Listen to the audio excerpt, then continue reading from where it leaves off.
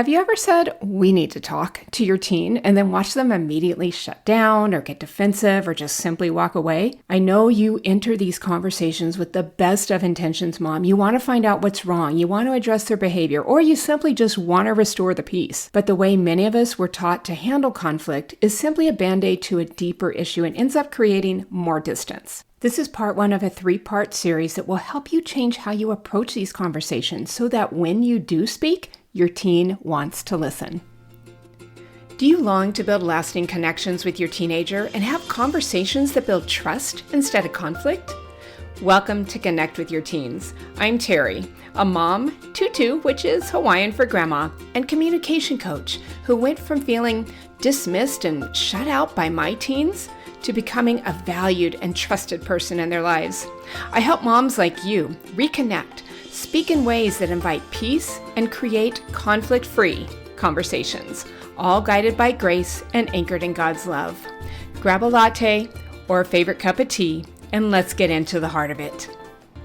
Hey Mom, if this podcast has helped you in any way, I want to ask that you share it with a friend and if possible, take 60 seconds and leave me a review at the bottom of the show. Your reviews are so impactful that it actually helps them get seen by more moms. And I just want to share this one review that really touched my heart. It's a 5-star review and the title is Safety Leads to Connection from Tima Sima. Hopefully I'm pronouncing that right. They say, "Got a little emotional listening. Our desire for connection and safety in our relationships is so real. Terri creates such a safe and reassuring space for moms. She goes beyond surface level parenting advice and really focuses on connection over control. I love how she teaches us to become curious instead of critical of what we see with our kids. Highly recommend to any Christian mom who wants deeper trust and real connection with her teen." Thank you so much, Tima Sima, for your review. This hits on what I'm talking about today in this episode and the next 2 episodes of this series, because what a change in my life and my kids' life it made for me to choose connection over control and invite God into my parenting rather than doing so much of it on my own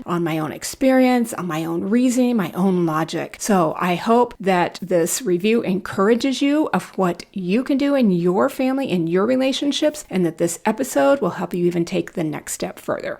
Welcome back to Connect with Your Teens. I'm Terri Lee, your host. Today, we're doing the first part of a 3-part series and how you can learn to bring life and speak life into your conversations, the confrontational ones that can get ugly sometimes with your kids. Now, I know what it's like to feel that knot in your stomach when you really need to address something with them. Maybe they've been disrespectful or broken a rule, or you're worried about their friends, their faith, or just generally the choices that they're making. And you love them deeply, but every time you try to talk, it feels like you're walking through a minefield. It's like one wrong word and they shut down, or they get mad, or they give you the silent treatment. You just can't get to that place of understanding and connection through the conflict. For years, I believe that being a good mom really meant confronting issues head on, like nipping things in the bud. Being loving, yes, but firm. Making sure that they knew they didn't make a good decision and that they could have done something different instead. If you've tried what I did, you know it doesn't do anything to build connection or collaboration in your relationship. In fact, when our kids were pretty young, we started saying,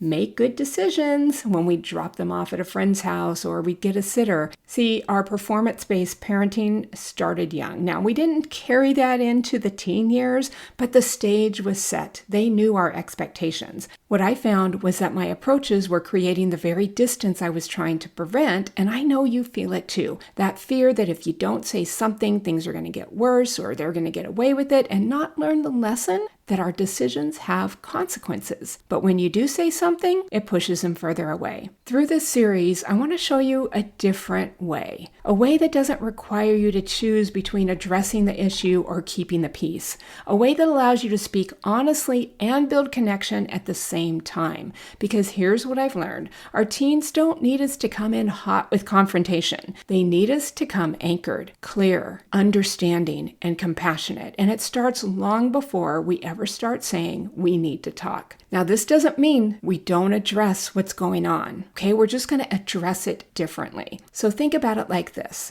You wouldn't run a marathon without training, right? You'd prepare your body, you'd stretch, you'd do practice runs, you'd get hydrated, you'd work on your mindset. But when it comes to these hard conversations with our teens, we often sprint into them, emotionally unprepared, spiritually depleted from the stress and worry that's been going on inside, and frankly, relationally, we are exhausted. And then we wonder why things up in a tangled mess when we try to talk, and we crash and burn. So today I'm going to show you how to train for these conversations so that when you step into them, you're ready, not reactive. Here's what it looked like in our house. At one point, we discovered our son was playing video games pretty excessively. Like he was neglecting his chores, he wasn't getting his schoolwork done. I was frustrated. And honestly, I felt disrespected. Like he didn't care enough to follow through with his responsibilities at home or for school. Emotionally, I was all over the place, unanchored, though I didn't even know what that meant at the time. I just believed I needed to confront his irresponsible behavior because it's not going to serve him to let this go. So that's what I did. I came in hot with consequences. I took away gaming privileges. I made him sit and finish his homework and get his chores done before he could do anything else. I never stopped to be curious. I didn't try to understand what might be driving his decisions, like his frustrations with school, for example. We were just beginning to explore his reading, that maybe he had dyslexia, but we weren't really sure yet. Or what was going on at home with his siblings, with us. What I did is I made it all about me and what I needed and what I wanted from him. But I noticed the distance was growing. He became more quiet. He spent more time in his room or at his friends' houses. The disconnection was real, and I got scared. I realized that my approach wasn't working, that it was actually pushing him away. So when I started learning about anchoring, that's when everything changed. I could start finding God's peace and calm in myself first. Instead of demanding answers, I started seeking to understand him, where he was coming from, what was going on in his life. When we finally explored dyslexia struggles, it all made sense. His resistance wasn't necessarily defiance. It was frustration and a feeling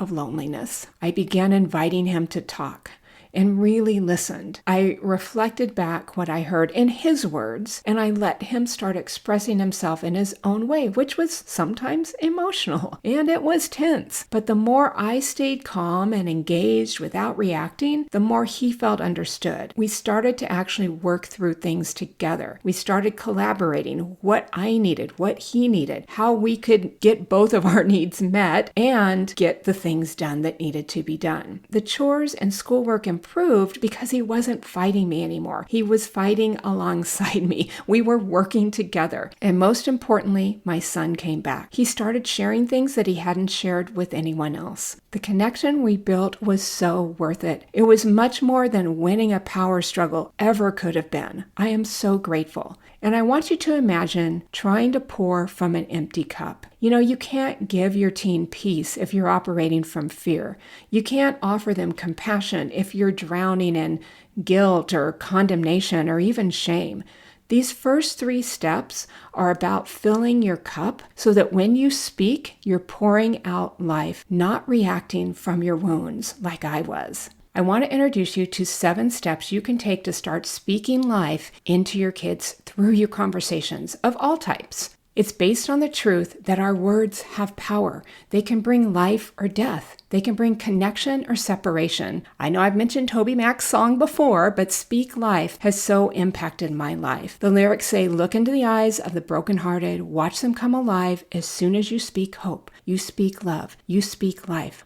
I could see the brokenness in my son's heart in those days, the distance and the connection that he longed for. And that's what we're after, Mom. We want to speak life into our teens, even in those hard conversations. And we can do it because he's given us all we need to do it. So over the next 3 episodes, I'm walking you through all 7 steps. Today, we're covering the first 3. It's that internal preparation, which really sets the stage for everything else you're going to be doing. Step 1 is to choose connection as your goal. So before you ever open your mouth, you have to decide, what's my goal for this conversation? Most moms often come in when there's an issue or a problem with the goal of confronting, correcting, or getting their teen to see what they did wrong. And I get it. I did it too. You want to stop the behavior. You want to be firm. You want to make sure they understand that actions have consequences. But here's the problem. When confrontation is your goal, defensiveness is usually the result. Think about it. When you say out loud or in your head, I need to confront them, what are you thinking about? Are you thinking about building connection, or are you thinking about correcting? So instead of going that route, which is automatically in a confrontational, separational type posture, I want you to choose connection as your goal. This doesn't mean you're going to ignore the issue. It means you're going to approach it differently. You're not going in to prove a point or to win an argument. You're going in to understand, to share your heart, and invite your teen into a conversation that they feel safe enough to engage in. You can ask yourself before every hard conversation is going to be coming up, because usually we know when we need to have the talk, right? Is my goal to be right, or is my goal to stay connected? Because you can't have both in the same moment. And I have seen moms shift this one thing in their approach to their conversations with their kids. They change their goal, and I'm telling you, the shift is dramatic. They can watch their teen's body language change. They can see the change in themselves when they're even in the conversation, and the reactions of their kids when they start approaching it, because they're different. And instead of the crossed arms or the eye rolls or the one-word answers, they start to get contact, openness, wanting to talk with them. Why? Because teens can feel when we're coming in to connect versus coming in to correct. Once you've chosen connection as your goal, the next step is to tell yourself the truth. This is where you get real honest, not with your teen yet, but with yourself and with God. Just grab that journal or a piece of paper and write out, what am I upset about? For example, what did they actually do, or what did they say? And then secondly, what am I feeling? Am I feeling fear, anger, disappointment, guilt, shame, frustration? And then what do I want to happen in this conversation? And then ask yourself, what am I afraid will happen in this conversation? And don't filter what you write or say. Don't overthink it. Don't judge it. Just get it out. Be truthful. Because the truth is, if you don't process your emotions before the conversation, your emotions can easily hijack the conversation. You've probably lived through that already. This is where you also invite the Lord in. Confess what you're feeling. Ask Him to search your heart. Ask Him to show you where there's fear, shame, guilt that might be driving you instead of love. Psalm 139:23-24 says, "Search me, God, and know my heart. Try me and know my worries," or my concerns, or some versions say my anxious thoughts or my cares. We're inviting God into our hearts to know them intimately. He already does, but we want to invite Him in, because then we are more apt to listen. The next part is see if there's any offensive way in me and lead me in the ancient way, or the path of antiquity.